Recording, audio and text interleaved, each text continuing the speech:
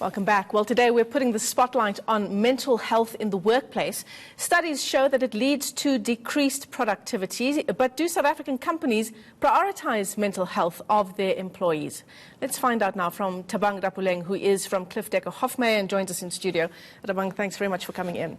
Morning. Thank you. So, we read about it often, and I think perhaps if we have friends or family who have experienced this, you've heard about people losing their jobs, being stigmatized at work, but employees are actually protected when it comes to legislation, isn't it?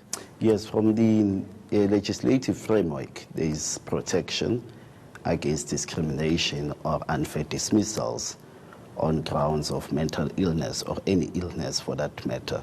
So from the legislative framework perspective, there is protection. But where employers seem to be lacking, it's when it comes to internal policies and practices. And of course, employers on the one hand are worried about productivity. They're worried about their bottom line, they're worried about sick days and employees calling in sick sort of twice or three times per week. What is the responsibility for employers when it comes to the mental health of their people, particularly in some industries? Well, I will say the main one is to make sure that there is programs in place to assist employees, and that employees are aware of those programs and they know how to access them. But at the same time, to create an enabling environment within the workplace where people don't feel that if I was to come out and say I've got mental health issues, I'll be stigmatized and so on and discriminated. So in the main, even where there are programs in place and you find that employees don't know how to access those programs, but if the environment in the workplace itself is not enabling, people tend to keep quiet and don't take advantage of those programs. And you're not talking about reactive programs here. You're talking about programs that are in place, that are part of how we conduct our business. We're talking about being proactive here.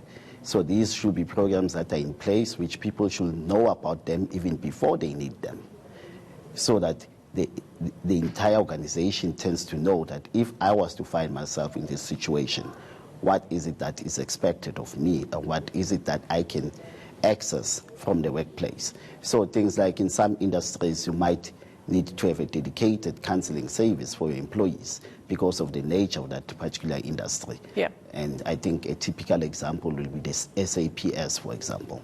Absolutely, and you're talking about debriefing there, at least once every few months, every few weeks even. Every few weeks even. Every few weeks even. And what maybe employers are also not mindful of, or maybe not conscious to, is that as much as you want to push productivity, you want people at work, but if there's mental health issues, what it tends to happen, there's an increasing rate of absenteeism. Yeah. There's less productivity. So the very same goals that you are trying to achieve, you get defeated.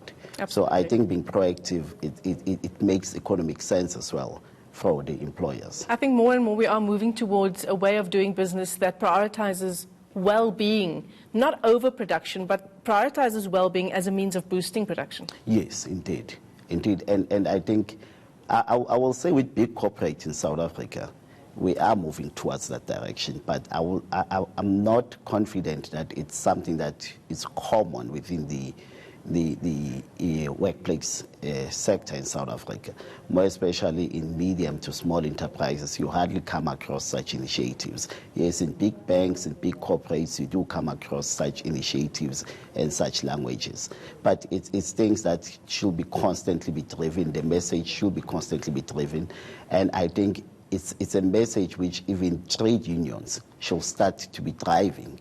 That's why we've not been hearing trade unions advocating mental health issues in the workplace. But I think it's time that even trade unions take it up and start driving that kind of an agenda in the workplace. Absolutely. Well, thanks very much for coming into studio. Thabang Rapuleng is from Cliffe Dekker Hofmeyr. As we continue to focus on mental health, it is Mental Health Awareness Month, as we know, and today we're talking about that issue in the workplace.